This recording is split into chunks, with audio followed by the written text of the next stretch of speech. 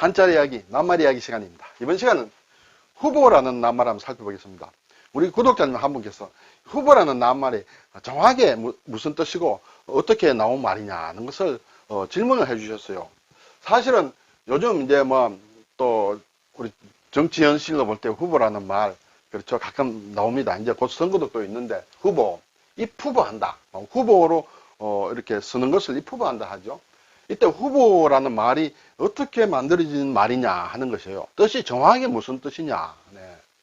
자, 우선 후보를 보면 후는 기후후, 또 살필 후, 또는 묻는다 하는 뜻도 있다. 네. 보는 이제 기운다, 기울보, 뭘 해진 곳에 천을 덧대어서 깁는 것을 얘기한다. 그렇죠? 자, 기후후는 보면 여기 제후후와 뚫을 군이 있다. 상당히 글자 두 글자 헷갈리기 쉽습니다. 이 사이에 하나 더 들어간 모양이다. 네, 그렇게 되겠죠. 근데 전체적으로 보면 사실은 사람이 하나 더 들어가고 이것이 모양이 이렇게 바뀌었다, 이렇게 볼 수도 있겠습니다. 그러면 이것이 이 제후후라는 것은 원래 어떻게 생겼느냐 하면, 원래 예전에는 이렇다. 아래 보면 화살 시자가 있죠. 그렇죠? 어떤 표적에 저걸 표적이다, 관역이다, 화살로 관역을 겨냥하는 것이다. 여기에 사람인도 더해서 관역을 마친 자에게는 예전에 벼슬을 줬다. 그래서 벼슬이다. 그 중에 제후다. 그렇죠?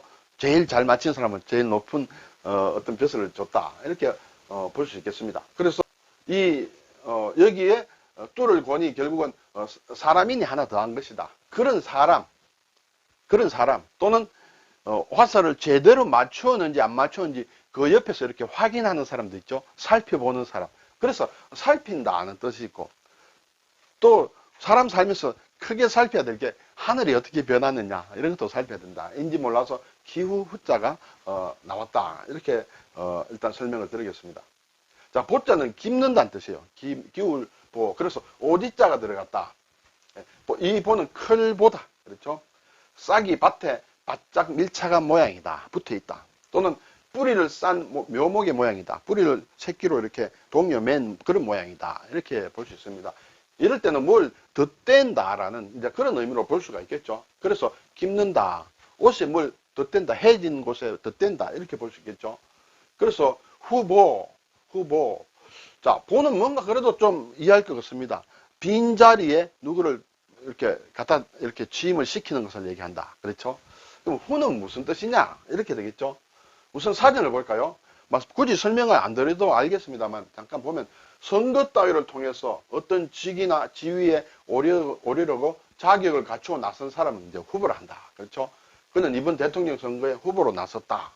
또 두 번째, 시상식이나 운동 경기 따위에서 장차 어떤 지위를 차지할 자격이나 가능성이 있다. 그것이 이제 후보다. 예를 들어 노벨 문학상 후보. 예.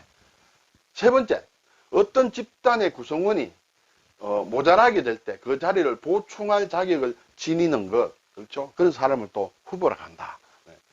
그리고 예전 말로 예를 들어 조선시대다 하면 결혼된 벼슬이나 직위를 채우던 일이 후보다. 그래서 제가 조선 왕조실록을 찾아보니까 사실 딱 한 번 나와요. 한 번 나오기 때문에 크게 이렇게 많이 쓰인 낱말은 아닌데, 어쨌든 결혼된 벼슬이나 직위를 채우는 그런 후보의 뜻도 있다. 이렇게 볼 수 있습니다. 그래서 제가 이 국어사전에서 설명만 가지고는 후와 보를 정확하게 알 수 없다. 그래서 후와 보가 각각 정확하게 어떤 뜻이냐라는 그것을 하나는 제가 어떤 신문에 나온 칼럼을 보고 가지고 왔고, 또 하나는 일본 사전에서 제가 이 낱말을 한번 살펴보았습니다. 자, 어떤 신문의 칼럼에서는 후가 묻는다는 뜻이다.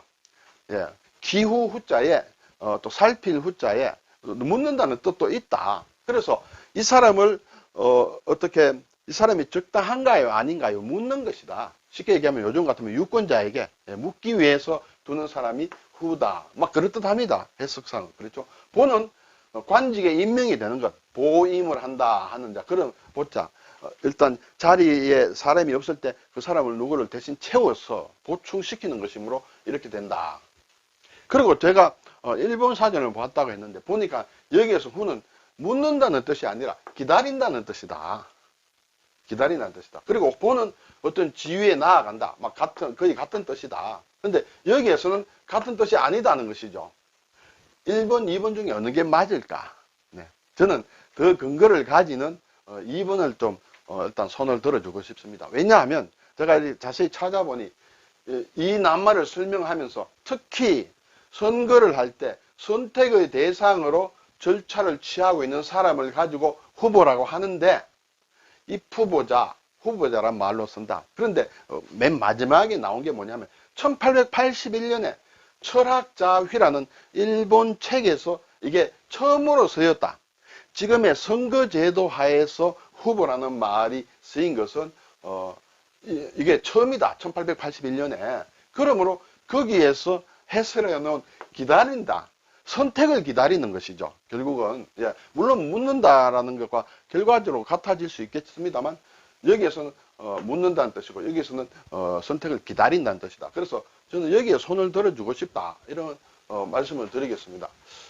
그래서 이것도 상당히 일리가 있는 해석이다라고는 생각이 됩니다만 이러한 후자에는 기다린다는 뜻으로 보기도 한다. 일본의 유력한 사전에 그렇게 나와 있다는 것을 말씀을 드립니다. 자, 이 후보라는 것은 일반적으로 어떤 선거제도 같은데 이제 우리가 지금 쓰는데 예전에는 왕조 시대에는 이 선거 같은 게 없다. 왕이 이렇게 지명을 한다. 그때도 일단 후보군은 있겠죠. 그걸 보고 망이라고 한다. 그렇죠? 망은 바란다는 뜻이죠. 바란다, 기다린다, 희망한다, 엿본다, 또 보름을 뜻한다. 매월 15일을 그렇죠, 음력으로. 그러면서 전망을 하고 천망을 한다. 천은 이제 추천한다는 얘기예요. 네. 추천을 한다. 벼슬아치를 윗자리에 천거하던 것이다. 자, 예전에 임금이 어떤 자리에 벼슬을 누구를 내릴 때, 제수를 할 때 보통 아래에서 의견을 가지고 올라가겠죠. 임금도 뭔가 재료가 있어야 선택을 한다. 그때 보통 세 사람을 추천한다. 그래서 삼망이라고 한다. 그렇죠? 삼망. 그러면 임금이 그걸 보고 이름이 이렇게 세 명의 이름이 있다. 그러면 이 친구로 해라라고 이렇게 점을 딱 찍는다. 이게 점을 찍는다. 그게 낙점이다. 그렇죠? 그렇게 해서 예전에는 했다. 그런데 이제 선거제도가 들어오고 그렇죠? 왕조가 끝나고 선거제도가 들어오면서 이제 후보란 말이 쓰여지고 있다. 예. 자, 그래서 이제 후보라는 게 이제 선거와 관련되므로 선거란 말을 잠깐 더 살펴볼까요? 선은 고를 선자다 또는 들 거자다. 이제 두 개로 이루어졌다. 그렇죠? 이제 고르고 또 들어 올린다. 이렇게 뜻이 통합니다만 이것은 말은 어디서 왔느냐? 상당히 오래된 말이다. 옛날 중국의 한나라 향거리선 제도가 있었다. 향거리선이다. 향리의 유력자가 인재를 뽑아서 중앙에 추천하는 인재 등용 제도다. 그래서 향에서 거한다. 향에서 인재를 추천하는 것을 거라고 하고 리에서 인재를 추천하는 것을 선이라고 했다. 그래서 합쳐서 선거라는 말이 만들어졌다. 근데 이때 한나라 때 지방행정은 군, 현, 향리가 있다. 그렇죠? 향에서 뽑아 올리는 사람을 거라고 했고 리에서 뽑아 올리는 사람을 선이라고 했다. 이런 설명이 있어서 제가 여러분께 소개를 드리는 것입니다. 과거란 말도 마찬가지예요. 사실은 과거 이것은 과목별로 한다는 얘기예요. 여기서 거라는 것은 사람을 추천한다는 그런 의미로 쓰였죠. 그래서 과목에 의한 선거가 과거다. 그렇죠. 과거도 보면 과목이 있습니다. 시험 과목도 있고 그 과거의 종류에 따라서 또 수재과다, 명경과다, 진사과다 이런 것이 과목별로 나누어서 뽑았기 때문에 선거를 했다. 그래서 과거라고 한다. 이것도 참고로 아울러 말씀을 드립니다. 자, 후자와 보자 좀 더 살펴볼까요? 후자, 기후다, 살핀다, 어떤 징후, 묻는다 이런 뜻이 있다. 기후, 그렇죠? 기후. 징후, 어떤 징조. 어떤 정후군, 그렇죠? 네. 그리고 척후병. 척도 살핀다는 뜻이다. 앞에 나가서 적의 동태를 살피는 것이 척후병이다. 척후소. 예전에 썼죠. 요즘은 기상대라고 합니까? 그렇지만 예전에는 기후를 측정하는 그런 곳이다. 척후소. 이런 말도 있죠. 기체 후, 일향만강. 기체 후 일향만강. 일향은 어떤 계속적으로 아주 편안하냐 묻는 것이죠. 예전에 편지 쓸 때 많이 썼죠. 기체 후 할머니 기체 후 일향만강 뭐 하옵니까? 이렇게 썼습니다. 기체 후라는 것은 이것은 기운이란 뜻이다. 심기, 마음의 상태. 체는 몸이다. 마음과 몸이 어떻습니까? 하고 묻는 것이다. 그렇죠? 그래서 기체 후 일향만강. 자, 후자는 이게 이제 관여 후자도 있다. 관여 후. 앞에서 기후 후, 물을 후가 있는데 회계 하나가 빠진 게 이제 관여 후다. 이거는 제후후라고 한다. 제후. 왜냐하면 활을 잘 쏘는 사람을 제후로 뽑았기 때문에 그렇다. 그래서 후작, 우리 이제 자기가 있죠. 뭐 공작, 후작, 백작, 남작, 자작. 그렇죠? 공후백자남 할 때 후작이다. 두 번째 등급이다. 그렇죠? 그리고 제후란 말을 씁니다. 많이 씁니다. 제자는 모두 제자예요. 모두 제. 자, 이 제후는 5등급의 자기가 있는데 이 전부 제후라고 한다. 합쳤어. 네. 후작만 제후라고 하는 거 아니고 모든 자기를 가진 사람은 다 제후라고 했다. 봉건시대에 일정한 영토를 가지고 그 영내의 백성을 지배하는 권력을 가지던 인물을 모두 다 제후라고 했다. 후작만 제후라고 한 것은 아니다. 백작, 공작, 남작, 자작도 합쳐서 제후라고 했다. 왜냐하면 그 나름대로 크기에 따라서 이렇게 영토를 다스릴 그런 권한을 주었기 때문이다. 그래서 여러 후라, 제후는 여러 후라는 뜻이지만 당연히 후작 말고 나머지에 뭐 왕도 있고 그렇죠. 그 아래 공, 백, 자, 남도 다 합쳐서 제후라고 했다. 그래서 여러 제자, 모두 제자를 썼다. 이렇게 되겠습니다. 자, 기운을 보자는 보수한다. 또 앞에서 보듯이 빈자리에 관리를 임명하는 것도 보다. 보수한다. 그렇죠. 고치고 또 수리한다. 보완한다.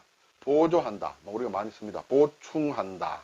보청기. 예, 청취, 듣는 것을 도와주는 그런 기구를 보청기라고 한다. 그리고 이 보자가 이제 도울 보자 오른쪽에는 이제 클 보자다. 그렇죠? 크다, 많다. 또 남자의 미칭으로도 쓰인다.